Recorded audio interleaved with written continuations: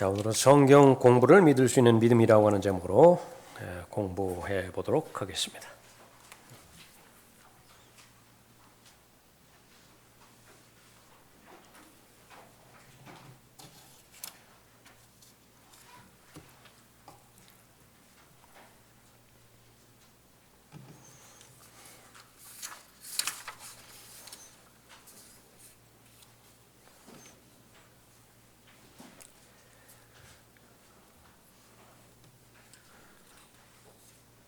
그리스도인의 삶을 여러 가지로 정의할 수 있겠죠. 성경에 기록된 내용들의 근거에서 볼 때 그리스도인의 삶은 한마디로 배우는 삶이라 그렇게 볼 수 있습니다. 성경적입니다. 그리스도인은 공부하는 삶이고 배우는 삶이에요. 그것도 열심히 공부하고 또 열심히 배워야 되는 것입니다. 하나님의 말씀으로 태어났다라고 한다면 그 이후에 우리의 거룩한 과제, 거룩한 의무는 하나님의 자녀로서 잘 성장해야 되는 것입니다. 베드로전서 2장 보십시오.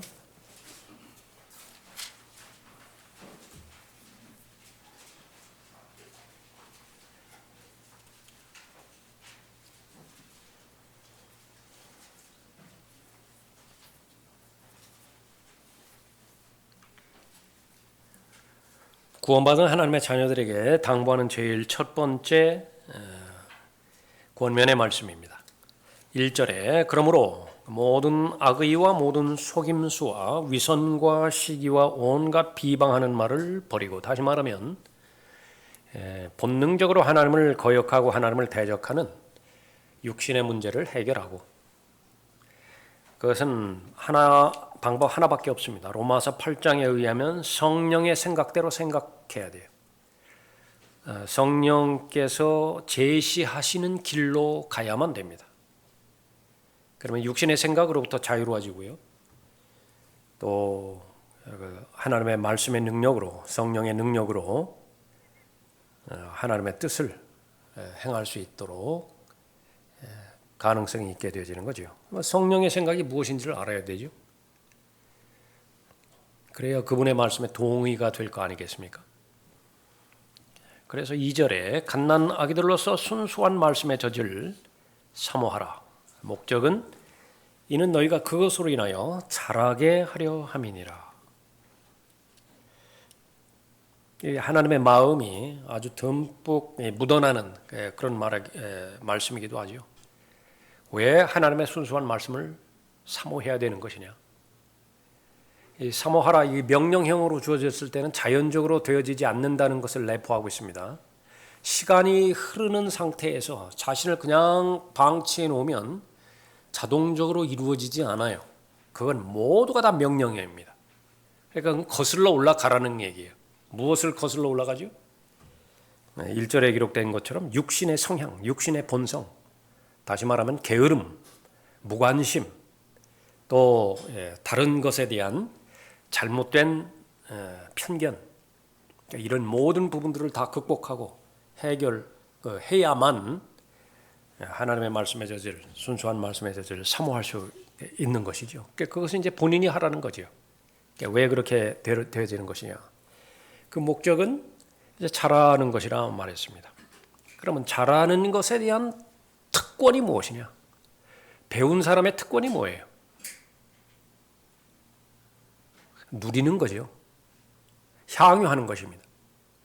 배우지 못하면 아주 궁색해져요.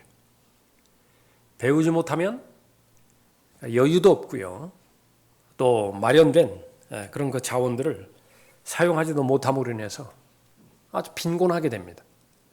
예수님께서 오신 목적은 양들로 생명을 얻게 하고, 그 생명 안에는 얼마든지 풍요로운 삶을 살 수 있는 가능성이, 무한한 가능성이 거기 다 담겨져 있는 것인데, 문제는 그 예수 그리스도를 알아가야 되죠.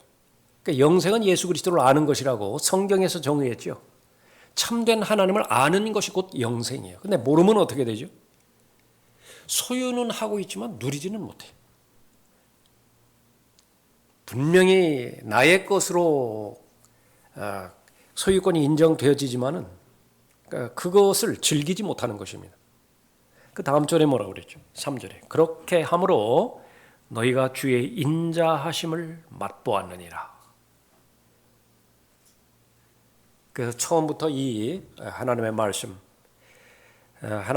제시가 되어지죠. 성령 하나님께서 역사해서 그 사람 안에 그렇게 들어오게 됐을 때 인격적으로 그 하나님의 말씀을 받아들입니다. 인격적으로 하나님의 말씀을 받아들이는 거예요. 제일 첫 번째 우리의 지성을 통해서 받아들입니다. 사실을 내가 받아들이는 것이죠. 두 번째로는 그 받은 사실에 대해서 내가 감사하는 거예요. 그것이 정상적인 사람이 느끼는 정서와 감정입니다. 하나님의 말씀을 들었는데 어떤 정서와 감정적인 반응이 없다. 그러면은 그것은 그냥 일반화된 사실들이에요. 그 신문에서 읽는 그런 일들이에요. 누가 어땠더라, 누가 어떤 일들이 일어났대더라. 나하고는 전혀 상관이 없어요. 근데 바로 나에 관한 일이기 때문에 나는 감사가 있죠. 나는 고맙다고요. 그 다음에 나는 결심을 하게 되죠. 결심하겠다. 나는 그분에 대해서 어떠한 자세를 내가 갖겠다. 나는 그분에 대해서 어떠한 태도를 지니겠다. 그래서 그분을 알기 전과 그분을 안 후에는 다르다고요. 그것이 그리스도 안에 있는 새로운 피조물이죠. 그래서 모든 인생이 다 재편성되는 것을 말하는 것입니다. 그것이 바로 인격적으로 받아들이는 믿음이에요. 그 믿음은 그 사람을 구원합니다. 그 말씀이죠. 그래 거기까지 갔을 때 그 말씀은 그 사람에게 경험되었다 그렇게 말합니다. 경험되었다 그래요. 그 성경에서 말하는 것이 아는 것이에요. 지식을 아는 것이고 말씀을 아는 것이죠. 그것을 어떻게 성경에서 찾아볼 수 있습니까? 아담이 이브를 알았대요. 경험적인, 인격적인 친분 관계가 형성이 되어야 되는 거죠. 천사가 마리아에게 나타나서 아이를 낳을 것이라고 말하는데 화들짝 놀라가지고 내가 말합니다. 내가 남자를 모르는데요. 남자의 뭘 모르는 거죠? 경험적으로, 인격적으로 모르는 거예요. 그런 적이 없어요. 그러니까 마찬가지로 하나님의 말씀을 우리가 공부함으로 인해서 그 특권은 무엇이냐 그러면 그분을 알아가는 것이에요. 그것이 바로 제일 첫 번째 해당되어지는 것이 하나님의 그 말씀이 주는 그런 특권입니다. 9절에 보십시오. 2장 9절에 그러나 너희는 선택받은 세대의 왕같은 제사장이며 거룩한 민족이요 독특한 백성이니 이는 너희를 어둠에서 불러내어 그의 놀라운 빛으로 들어가게 하신 분의 덕을 너희로 선포하게 하려는 것이라. 대단한 일입니다. 선지자들이 했던 일이고요. 또 제사장이 했던 일이고 그 다음에 바로 예수 그리스도께서 하셨던 일이죠. 그 일을 맡겨주시는 거예요. 지금 끊어지지 않습니다. 순수한 말씀에 저절 사모할 때에 이런 복을 주시는 거예요. 주의 인자하심을 맛볼 뿐만 아니라 그렇게 경험한 하나님의 자녀들은 하나님의 일을 할 수 있는 특권을 주시는 거예요. 11절에 사랑하는 자들아 타국인 같고 순례자 같은 너희에게 권고하노니 혼을 거슬러 싸우는 육신의 정욕들을 멀리하라. 힘이 있어야 저항을 하죠. 육신의 정욕에 대해서 힘이 있어야 저항할 힘이 있어야 그 힘을 하나님의 말씀을 통해서 우리에게 주는 것입니다. 그래서 그리스도인으로 태어났다라고 한다면 그 다음에 당면 과제로 주어지는 것이 성장하는 것이라. 이 목적으로 교회가 존립하는 거예요. 교회를 열심히 나오는데 교회 하는 일들에 대해서 열심히 참여를 하는데 객관적으로 평가해 볼 때 자기 자신이 주체가 돼서 스스로 평가해 볼 때 나는 성장하는 것이 없다. 그걸 어떻게 알 수 있지요? 그건 본인만 알아요. 그 사람에 대해서 내가 얼마만큼 친밀함을 느끼나요? 그 사람에 대해서 얼마만큼 친해지는 거예요. 본인만 알죠. 그러니까 그것이 계속해서 깊어지고 더 직간접적으로 더 증거들이 늘어난다라고 한다면 그건 정상적인 생활을 하는 것이다. 교회의 목적이 바로 그 부분이죠. 에베소서 4장도 보십시오.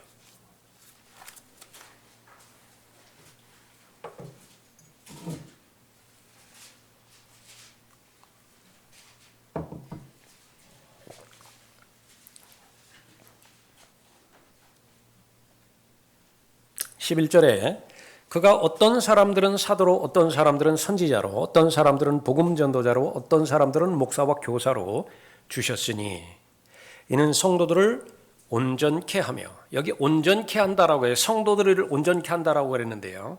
더 구체적으로 보면은 성경에서 강조하는 것이 각 사람이에요. 한 사람 한 사람, 각 한 사람 한 사람을 온전하게 구비시키고 온전하게 예수 그리스도 앞에 제시하는 것입니다. 그러니까 개인적으로 구원을 받았고 개인적으로 하나님의 말씀을 통해서 자라가고 그 결과 개인적으로 하나님 앞에 온전하게 서게 되는 거예요. 그러니까 그 모임을 이룬 것이 이제 교회죠. 성도들로 이루어진 교회입니다. 이는 성도들을 온전케 하며 섬기는 일을 하게 하고 그리스도의 몸을 세우게 하여 우리 모두가 믿음의 하나됨과 하나님의 아들을 아는 지식의 하나됨에 도달하게 하고 온전한 사람이 되어, 성경에서 언급하는 온전한 사람, 완벽한 사람이 아니에요. 완벽을 향해서 계속해서 나아가는 사람이죠. 온전한 사람이에요. 구원의 목적은 온전한 사람이 되게 하는 것인데 그것은 어디에 달려 있느냐 그러면 사도들과 선지자들에 달려 있어요. 목사와 교사의 가르침에 달려 있는 것입니다. 그 사람들이 가르치는 것은 무엇을 가르치는 것이냐? 베드로전서 5장에서 이 장로인 베드로에게 부탁했던 것처럼 하나님의 말씀을 먹이라. 하나님의 말씀을. 그러니까 그거 외에는 아무것도 없어요. 어떻게 먹이죠? 모두가 다 공부입니다. 하나님께서 주시는 말씀을 가지고 또 하나님께서 주시는 지혜로서 앞에 있는 사람을 최대한 설득을 시키려고 하는 거죠. 최대한 확신을 주려고 하는 거죠.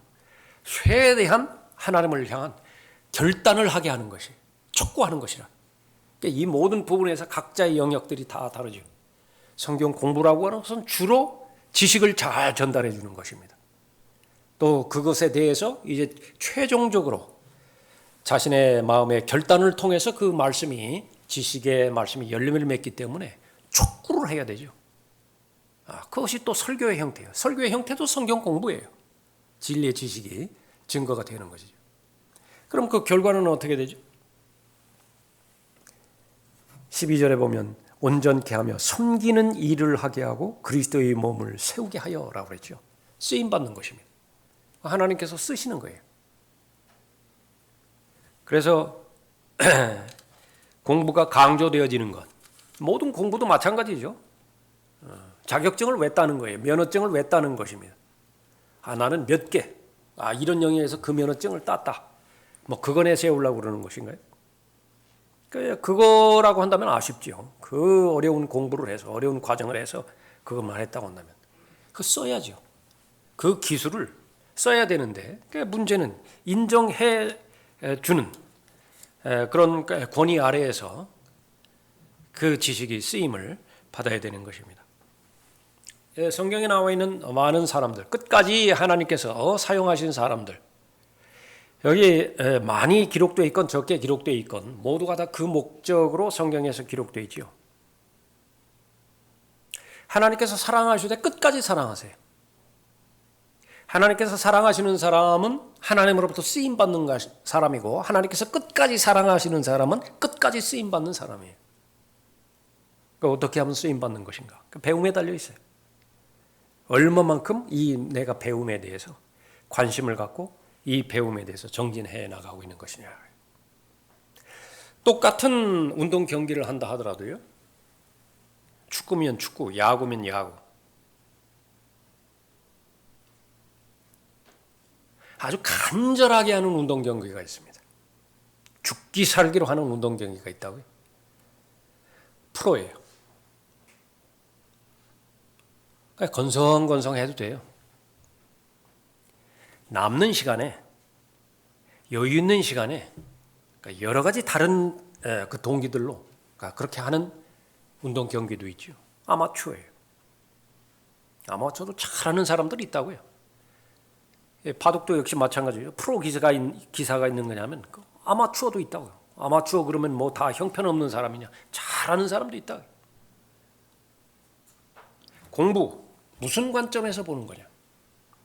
60년대, 70년대 대한민국이 이제 그 재건을 목표로 해서 국가 정책이 막 계획 경제로 그렇게 돌아갈 때요. 제일 먼저 세운 부분들이 국비 유학생 선발해서 훈련시키는 것이었습니다. 거기 나간 그 이전 세대들이죠. 이전 세대들입니다. 지금 세대들 아니고 이전 세대들. 정말로 뜨거운 사명감으로 똘똘 뭉쳐서 뭐 미국이면 미국, 영국이면 영국 가가지고서 그러니까 자기 돈 들여서 온 게 아니에요. 국가가 대줘서 왔다고요. 그것도 넉넉한 돈도 아니에요. 겨우 최소한의 경비만 들여서 왔죠. 거기서 열심히 공부한 것입니다. 목표는 무엇이냐면 지금 후진 양성이 그거 하나밖에 없어요. 애국자들입니다. 후진 양성이 목표래요. 후진 양성이. 그래서 하나를 들었다 하더라도 그것을 자기 지식으로 삼는 것은 물론이고 이것을 내가 어떻게 전달해 주는 것이냐 거기까지 목표로 삼았기 때문에 대단한 수준이었죠. 그럼 마침은 어떻게 되죠? 역시 마찬가지로 미국이라고 인재가 필요 없는 사람 없습니까? 막 여기저기서 스카우트 들어온다. 대한민국 조국에 돌아가서 받을 페이를 생각하니까 참 그 비교가 안 되는 것이지만요. 한 사람도 나고다니 없이 다 돌아와요. 다 돌아와서 다 후진 양성한다. 요즘은 어떻게 되는 것이냐? 기대 자체를 하면 안 돼요. 그것은 자기 입신 양명을 위해서 그렇게 가는 것이지 무슨 뭐 사명감으로 뭐 유학을 가고 뭐를 가고 그런 거 없다. 조금 전에 살펴봤던 것처럼 그런 사명감 가운데서 하나님의 말씀을 내가 공부하고 있는 것이에요. 제일 첫 번째로는 나를 지켜야 돼요. 성경 공부가 없다고 한다면 나를 지켜낼 방법이 없는 것입니다. 우리가 사는 삶은 바로 이 지식과의 전쟁인데 영적 전쟁도 마찬가지죠. 건전한 교리에 관한 영역이 있고 그 다음에 마귀들의 교리가 있다고요. 그러니까 마귀들의 교리는 무슨 불교의 이론이나 아니면 회교도의 이론이나 그런 걸 말하는 것이 절대로 아니라 마귀들의 교리는 무엇이냐 그러면 건전한 교리를 기본으로 해서 거기서 세 가지를 작업을 하는 것이죠. 삭제, 첨가, 왜곡이라고. 그러면 이제 마귀들의 교리가 돼버리는 것입니다. 그 지식 전쟁이에요. 진리 전쟁이에요. 그 사명감 가운데서 내가 올바른 하나님의 말씀을 잘 공부해서 갖추었을 때 나는 영적 전쟁에서 우선적으로 나 자신을 잘 보호하는 것입니다. 그것을 기반으로 해서 이제 하나님으로부터 쓰임 받는 것이죠. 하나님께서는 안으로는 계속해서 성장하게 만드는 것이고요. 하나님의 자녀들, 하나님의 진리의 말씀, 하나님의 은혜의 능력으로 계속해서 성장하게 하는 것이죠. 그 밖으로는요. 빨리 하나님께로 인도해 오기를 하나님께서 간절한 마음을 가지고 계신다. 전도자예요. 복음 전파자라. 그런데 그리스도를 대신한 대사는 전문가여야만 됩니다.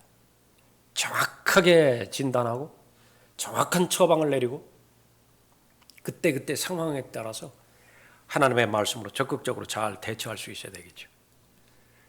환경으로 보면은 다니엘과 비교되어질 수 있는 세대에 사는 사람은 없어요. 다니엘은 일단 나라가 없다고. 그리고 온통 사방을 둘러봐도 다 우상숭배예요. 얼마만큼 어렵습니까? 직장이라고 들어갔는데 막 거기에 대해서 사회적으로 막 지탄의 대상이 되는 그런 일들을 하는 직장이다. 예를 들어서 뭐라고 할까요? 술을 만든다고 할까요? 그런 걸 하는데 거기 또 막 그것만 해도 힘든데 막 거기 이중장부를 막 강조를 한다. 그 가운데서 막 도덕적으로 막 윤리적으로 타락된 그런 그 부분에서 어떻게 견디겠어요? 그러니까 한두 가지도 견디기 힘든 것인데 어떻게 견디겠느냐. 악이라고 하는 악을 다 가져다 놓은 그 한복판에 다니엘이 떨어져 있었던 것입니다. 그런데 지탱해 놓은 것은 무엇이냐 그러면 부모로부터 받은 신앙 교육이에요. 거기서부터 시작되는 거예요. 가정에서부터 시작되지는 그 지식이 이제 버티기 시작했죠. 여러분이 아시는 것처럼 나라가 바뀌죠. 제국이 계속 바뀌고 왕들이 계속 바뀌는데도 계속 실제적인 세속사에서 자신의 역할들을 잘 감당하죠. 그러니까 열심히 배운 거예요. 그러니까 다니엘의 입장에서는 에레미야를 공부하는 그것만 의미 있는 그런 공부였느냐? 그렇지는 않았어요. 그것을 토대로 해서 하나님께서 맡겨주신 그런 위치이면 위치, 환경이면 환경, 거기에서 최선을 다해서 다 공부한 것이죠. 결국은 어떻게 됐습니까? 끝까지 쓰임받은 거예요. 끝까지 쓰임받았다. 신약으로 나오면 바울이 그렇죠. 바울은 좀 믿음 생활을 좀 늦게 시작한 편입니다. 다른 사람들보다. 그러나 역시 마찬가지로 하나님의 진리의 지식을 자신에게도 진리가 되기 위해서 모든 것을 다 버렸습니다. 모든 것을 다 헌신했죠. 그래서 핵심은 무엇이냐 그러면 결국은 하나님의 말씀에 대한 관심과 하나님의 말씀에 대한 필요를 느끼는 것인데 세상에서도 그런 배움에 대한 열정과 배움에 대한 열망은 발견할 수 있거든요. 문제는 그것과 내가 성경을 공부하는 것과 무엇이 다르느냐라는 것을 여러분 스스로가 확신해야 돼요. 확신해야 된다고. 이것은 마치 무슨 불교의 법당에 가도 마음이 편안하고요. 법당에서도 기도하고 법당에 가서도 기도응답이 있어요. 거기에도 간증들이 있어요. 예배당에도 마찬가지죠. 예배당에서도 마음이 편안하죠. 기도응답이 있죠. 그럼 그 뭐가 다른 것이죠?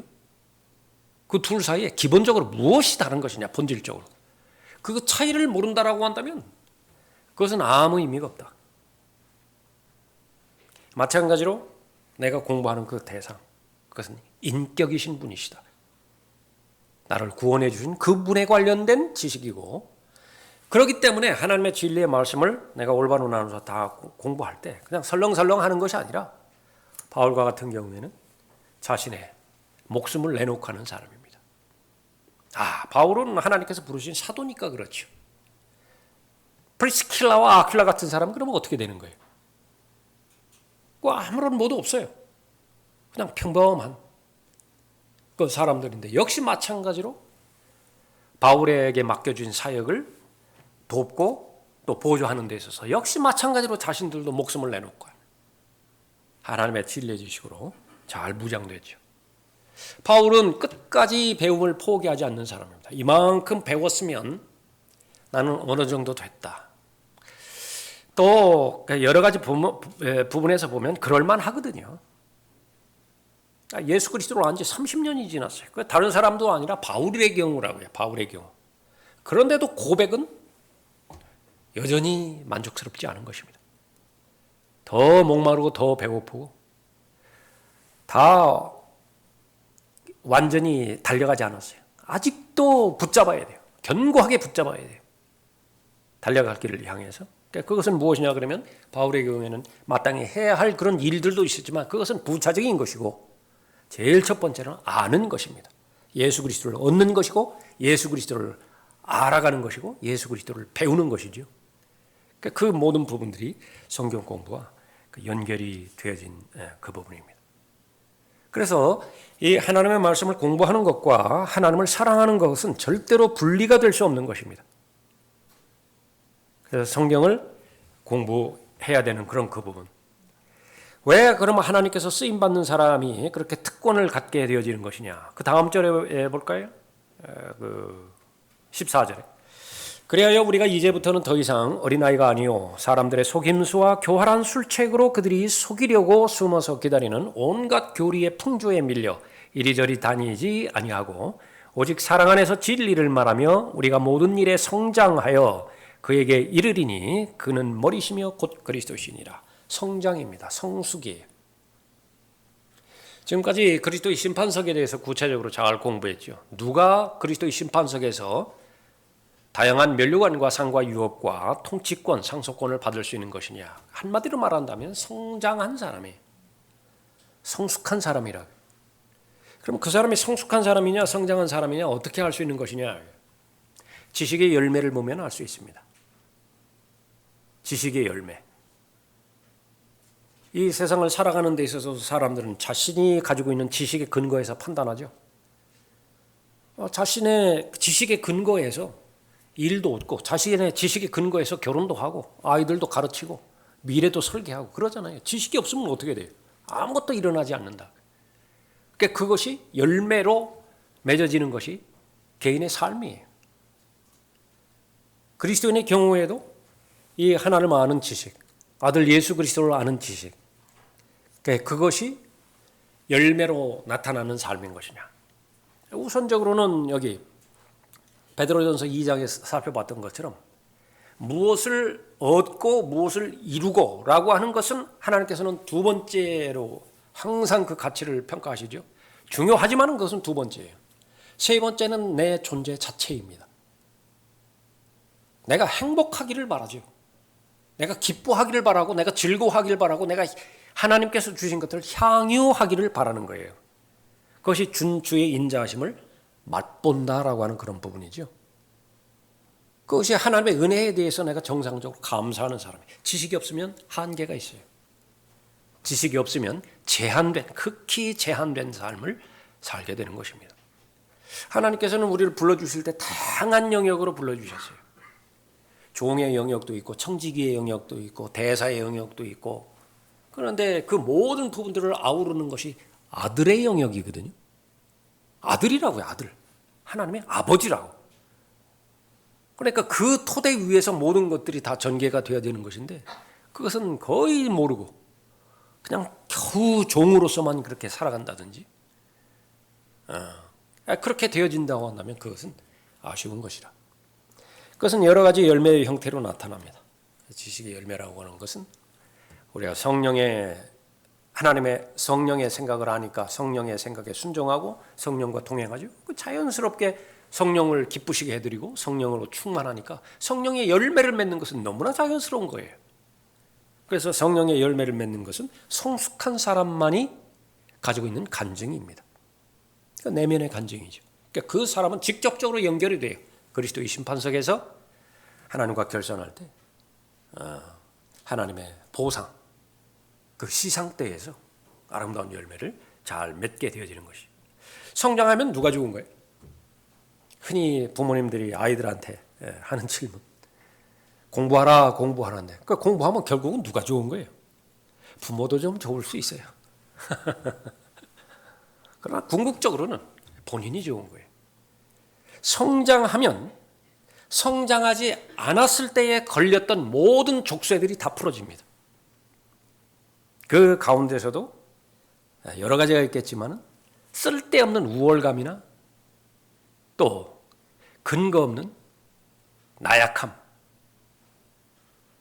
열등감, 이런 것으로부터 자유로워지는 거예요. 진리를 알게 될 텐데 보장해 주십니다. 그 진리는 독특하게 자유를 줄 것이다. 그러니까 무엇으로부터 이 자유는 것이냐? 세상적인 가치관, 인간적인 가치관, 거기에 편견 없는 가치관이 어디 있어요? 아무리 정확한 판결을 낸다 하더라도 거기에는 다 편견이 있거든요. 그것으로부터 자유로워지는 것입니다. 그것이 분별력이에요. 영적인 분별력이라고.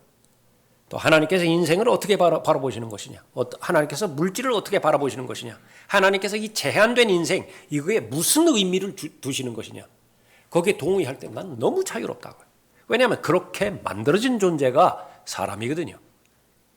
Image of God, 하나님의 형상으로 만들어졌기 때문에 그 본래 만들어진 그대로 매뉴얼이 그렇게 적용됐을 때에 가장 효율적인 삶을 살게 되는 것이거든요. 그 성장의 특권입니다.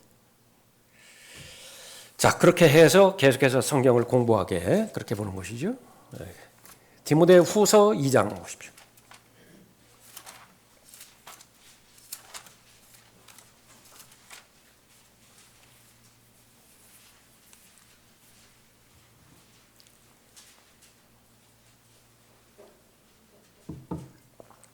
(1절에) 내 아들아, 그러므로 너는 그리스도 예수 안에 있는 은혜 가운데서 강건하라. 그리고 내가 많은 증인들 가운데서 내게 들은 것들을 신실한 사람들에게 맡기라.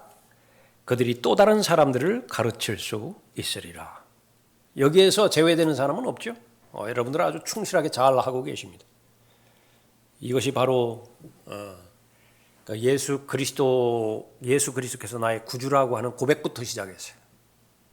어떤 고백이죠? 나는 그리스도인입니다. 나는 하나님의 사람입니다. 나는 하나님을 믿습니다. 여기서부터 시작하는 거예요. 그 다음에 이제 여러분이 체계적인 훈련을 통해서, 경험을 통해서 좋은 구령자가 되시죠. 그러니까 계속해서 하는 거죠. 하나님께서 쓰시는 영역에 따라서 이렇게 하나님으로부터 쓰임 받는 것인데, 그것을 바로 하나님의 은혜라 그렇게 말하고 있습니다. 지식과 관련된 부분이죠. 그러니까 이 부분들이 토대로 됐을 때에 거기에 방해되어지는 모든, 그것을 하지 못하게 만드는 모든 저항 요소들을 극복할 수 있는 힘을 은혜가 주는 것이에요. 그리스도의 군사라고 말씀하셨는데 얼마만큼 훈련을 필요로 합니까? 얼마만큼 전문가가 돼야 돼요? 얼마만큼 그 고난을 잘 견뎌야 됩니까? 다 잘 가능하게 한다. 농사짓는 농부에 또 비유를 합니다. 목적 없이 씨를 뿌리는 농부는 단 하나도 없어요. 내가 보기 좋으라고 그 미관상 그렇게 꾸미는 농부는 없다고 해요. 반드시 수확을 목표로 해서 그렇게 꾸미는 거죠. 씨를 뿌린다. 거기에 필요한 모든 부분들, 그것도 역시 마찬가지로 인내로 기다릴 수 있어야 되죠. 추수의 때를 기다릴 수 있어야 된다. 그 과정마다 자신들이 해야 할 일들, 그걸 잘 감당해야 되는데 지식이 결정합니다. 지식이 결정을 해요. 지식이 없으면 어떻게 되는 것이냐? 흐지부지 해버려요. 처음에 시작은 어떻게 하는지 모르지만. 15절에 보십시오. 내가 진리의 말씀을 올바로 나누어 자신이 하나님 앞에 부끄럽지 않은 일꾼으로 인정받도록 공부하라. 진리의 말씀 올바로 나누어서 자신이 하나님 앞에 부끄럽지 않은 일꾼으로 인정받도록 공부하라. 그러니까 다른 공부는 잘 모르겠다. 그러나 성경 공부만큼은, 진리를 알아가는 이 공부만큼은 반드시 프로페셔널하게. 이것이에요, 이거. 돈을 왜 벌죠?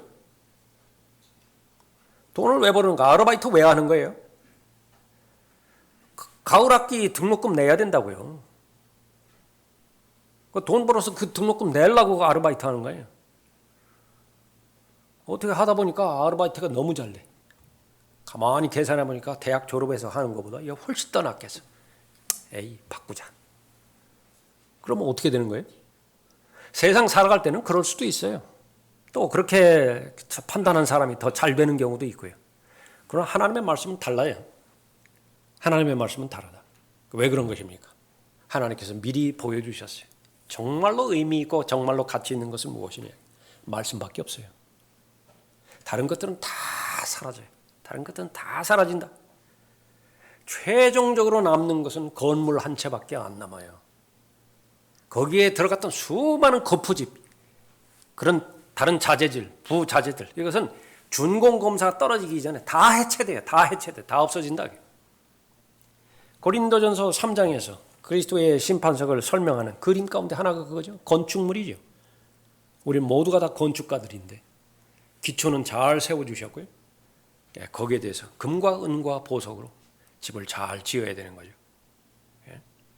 그렇게 되기 위해서는 바로 하나님의 말씀을 신뢰하고 인정하고 하나님의 말씀을 공부하는 데 있어서 내가 확신을 가져야 됩니다. 방법은 무엇이죠? 우선적으로 진리의 말씀을 가지고 있어야 됩니다. 진리의 말씀이 아닌 것도 있는 것이냐? 창세기 3장에 보면 진리의 말씀이 아닌 것이 많아요. 이브가 한 말도 진리의 말씀 아니고요. 옛 뱀이 한 말도 진리의 말씀이 아니에요. 그런데 모두가 다 하나님이라고 하는 이름을 사용한다. 모두가 다 하나님께서 말씀하셨다라고 하는 그 사실을 인용한다. 그런데도 하나님의 말씀 아니에요. 진리의 말씀 아니라고. 여러분이 지금까지 오시는 과정 가운데서 진리의 성경을 잘 분별을 해서 한글 킹제임스 성경까지 오셨다. 그거는 은혜 가운데 은혜입니다. 절대로 교만하게 생각해서 되는 것이 아니라 여러분의 믿음이 좋았기 때문에 또 이 책을 분별했다라든지 아니면 다른 사람보다 조금 더 무슨 언어적인 영역에 있어서 총명해서 이것을 구분했다든지 그런 건 아니에요. 처음에 여러분 믿었던 때 한번 생각해 보세요. 처음에 믿었을 때에 처음에 만났을 때 모두가 다 하나님 보시기에 아주 온전하게 하나님 기쁘시게 해드리기 위해서 그렇게 믿었나요? 별의별 의심 다 했을 것이고요. 반신반의도 해봤을 것이고 또 그 처음부터 마음 탁 믿어가지고 했으면 시간 낭비하지 않았을 텐데 수많은 시간도 낭비되었을 것이라고요. 모르겠어요. 지금도 어떤 상태인지 잘 모르겠다. 그것은 은혜입니다. 하나님의 은혜로. 그렇다고 한다면 이제는 더욱더 의미가 달라질 거예요. 진리의 말씀. 수많은 사람들이 진리의 말씀을 아직 발견하지도 못하고 손에 넣지도 못했는데 나는 진리의 말씀을 가지고 있다. 아무리 작은 사전이라 하더라도 그 사전을 만들기 위해서는요 거의 한 일생을 다 바쳐야 돼요. 언어학자들은. 사전. 그렇게 해서 어렵게 해가지고 출판이 되어지죠. 출판이 되어지면은 그것을 돈 주고서 사는 사람은요. 그에 비하면 너무 아쉽다. 너무 아쉬워. 사전 만든 사람도 있는데 사전을 사용하는 사람이 너무 그 진가를 모르고 낭비하게 되어버리는 것이죠. 뭐 세상에 나와 있는 좋은 책들도 역시 마찬가지입니다. 한 권의 책을 집필하기 위해서 그 사람의 어떤 사람의 인생 전체가 또 녹아들여져 있는 그런 책도 있거든요. 근데 그 책을 받아들이는 사람의 입장에서는 어떻게 되는 것이냐. 그것을 확대해서 성경까지 가는 거예요. 성경까지 갔을 때 이 성경이 킹제임스 성경이 보존된 성경이 여기까지 오기까지 또 우리말로 된 성경이 여기까지 오기까지 얼마나 많은 사람들의 수고와 얼마나 많은 희생이 거기에 깔려져 있으니까 헌신이 거기에 놓여져 있었던 것인가. 그 부분을 생각한다고 한다면 우리의 마음의 자세가 또 달라지겠죠. 그 다음에 이제 방법은 올바로 나누라는 것입니다. 성경 지침이 성경을 공부하는 방법이 올바로 나누라. 그렇죠? 그러면 결과는 무엇입니까? 하나님께서 사용하시는 사람이 되는 거예요. 하나님께서 사용하지 못하는 사람의 그 결과는 부끄러움 당한다고 그랬습니다. 부끄럽지 않은 일꾼으로 인정받도록 공부하라. 3장에 보십시오. 또 이것을 알라. 마지막 날들에 아주 어려운 때가 오리라. 성경을 읽으실 때 제일 좋은 방법 가운데 하나는요. 그냥 장절을 다 생략을 하세요. 2장, 3장 그렇게 구분하지 마세요. 2장부터 읽었다라고 한다면 이게 쭉 같은 맥락이에요. 맥락 가운데서 지금 계속 일어나고 있는 것입니다. 하나님의 은혜 가운데서 강건한 사람이 되는데 그것은 하나님의 말씀 지식과 관련된 부분이고 그것은 반드시 목적의식을 가지고 최선을 다해서 신실하게 하나님의 말씀을 공부해야 된다. 그러지 않으면 하나님께서 경고하신 것입니다. 부끄러움 당할 것이라고. 그런데 세상과 환경은 어떻게 되는 것이냐? 그거를 용납하지 않아요. 하나님의 사람이 하나님의 말씀으로 거듭나게 하는 것도 용납하지 않을 뿐만 아니라 설령 그거에 실패를 해버렸다. 그래서 하나님의 사람이 되어버렸다. 그러면 포기하는 것이냐? 절대로 그렇지 않아요. 2배, 3배 더 악하게 달려들어서 하나님의 생명을 얻게 하는 데는 실패했지만 그 생명 안에 있는 풍요로움이 그 사람의 삶을 통해서 실현되어지는 것만큼은 내가 막아야 되겠다. 마귀가 작심한 거예요. 마지막 날들입니다. 예. 얼마만큼 많이 어렵습니까? 여기도 역시 마찬가지로 미혹입니다. 사랑을 왜곡시키고요. 사랑한다고요. 사람들은 사랑, 평화 다 한다게. 다 왜곡된 사랑과 왜곡된 평화예요. 자신의 욕망, 그것을 드러내는데 용어를 사랑하는 것이죠. 4절에 보십시오. 배반하고 분별이 없으며 자만하고 쾌락을 사랑하는 것이 하나님을 사랑하는 것보다 더하며. 오전 설교 때 우리가 살펴볼 것이지만 우선순위가 결정합니다. 하나님은 안 사랑하는 거 아니에요. 하나님 사랑한다고요. 아내 사랑하지 않는 거 아니에요. 아내 사랑한다고요. 그런데 더 사랑하는 여자가 있어요. 어떻게 되죠? 그 가정이? 하나님 사랑하지 않는 거 아니에요. 하나님 사랑한다고 다 고백을 해요. 실제로는 더 사랑하는 것이 있어요. 더 사랑하는 것이 있어요. 그 결과 무엇이 되는 것이냐? 최종 권위에 놓여 있지 않으면요, 사랑의 대상이 아니라 이용의 대상이 돼버려요. 아내보다 더 사랑하는 여자가 있다 하면 아내는 이용거리가 돼버리는 거예요. 수단이 돼버렸다고. 그런 그 부분이 주어지는 거예요. 5절에 경건의 모양은 있으나 경건의 능력은 부인하리니. 이것이 무서운 것입니다. 경건의 모양은 무엇이죠? 고백입니다. 시인이에요. 시인. 나는 뭐를 믿습니다. 나는 무엇을 믿습니다. 그러니까 나는 어떻게 하고 있습니다. 이거 다 성경적 내용들이에요. 그런데 그 고백은 열매로 연결이 되어야 되는데 어떤 열매도 없어요. 그러니까 본인도 알아요. 그것이 힘없는 고백이기 때문에 기도를 안 믿어요. 그러나 기도는 합니다. 그런 시대예요. 성경에서 말하는 기도를 믿지는 않지만 나는 그래도 기도는 해요. 성경에서 말하는 성경 공부, 여기에 대해서는 내가 알아요. 그러나 성경 공부는 안 믿어요. 그러나 믿어야 됩니다. 성경 공부를 믿어야 돼요. 성경을 공부했을 때에 하나님의 약속의 말씀, 그것을 믿어야 되는 것이죠. 12절에 보면 실로 그리스도 안에서 경건하게 살고자 하는 모든 사람은 박해를 받을 것이라. 경건하게 살고자 하는 자가 누구죠? 하나님의 말씀대로 살고자 하는 자지요. 다시 말하면 하나님의 말씀을 올바로 나누어서 부끄럽지 않은 하나님의 일꾼으로 인정받도록 나는 살아야 되겠다.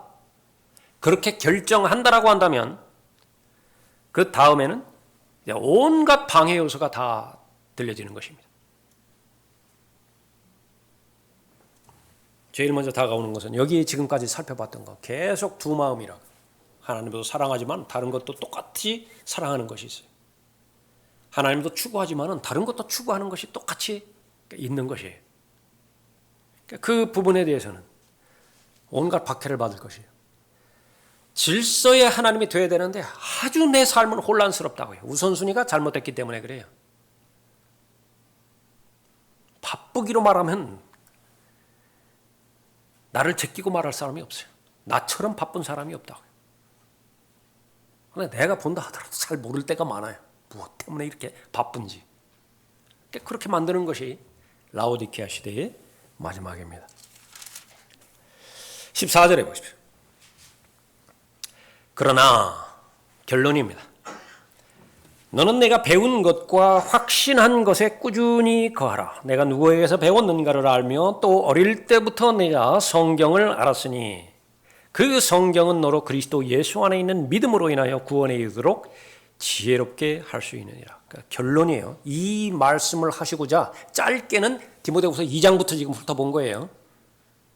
이런 배경 둘러보면 둘러볼수록 모두가 다 부정적인 요소예요. 그러나 그 가운데서도 그 물결을 거슬러서 올라가야 돼요. 그러기 위해서는 하나밖에 없다. 성경밖에 없어요. 그래서 지금까지 배운 것에 꾸준히 거하라. 그것을 토대로 해서 계속해서 하나님의 말씀을 믿으라. 성경을 믿으라. 성경 공부를 믿으라. 16절에 모든 성경은 하나님의 영감으로 주어진 것으로. 여기 15절에서도 문맥적으로 볼 때에 믿음으로 인하여 구원에 이르도록 지혜롭게 할 수 있느니라. 이 구원을 한정 지을 필요 없어요. 지옥의 형벌로부터 구원받는다. 여기 한정 지을 필요 없다. 이 구원의 영역은 어디까지 가는 것이에요? 휴거 때까지 가는 거예요. 그리스도의 형상과 일치되는 그때까지 두려움과 떨림 가운데서 구원을 이루라 했을 때에 그 구원의 영역까지 갈 수 있다고 말해요. 그러니까 그것을 가능하게 하는 것이 16절에 나와 있는 성경입니다. 모든 성경은 하나님의 영감으로 주어진 것으로 교리와 책망과 바로잡음과 의로 훈육하기에 유익하니. 교리, 무엇이 하나님의 뜻인가? 무엇이 하나님의 뜻인가? 책망, 무엇이 하나님의 뜻이 아닌가? 바로잡음, 하나님의 뜻이 아닌 것에서 하나님의 뜻으로 옮겨오는 과정은 어떤 것인가? 의로 훈육함, 어떻게 하면 지속적으로 하나님의 뜻 가운데 머무를 수 있는 것인가? 유익하다고 그랬죠? 17절에 이는 하나님의 사람이 온전하게 되며, 어디서 보았죠? 또 에베소서 4장에서 보았습니다.